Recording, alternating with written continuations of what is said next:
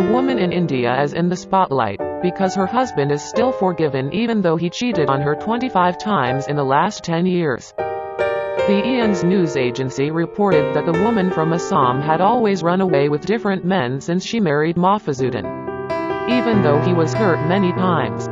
What surprised the public was that Mafizuddin and his family were still willing to forgive the woman. Reported by India.com Thursday the 9th of September 2021, the woman has 2 sons, aged 3 years and 3 months, and a daughter aged 6 years.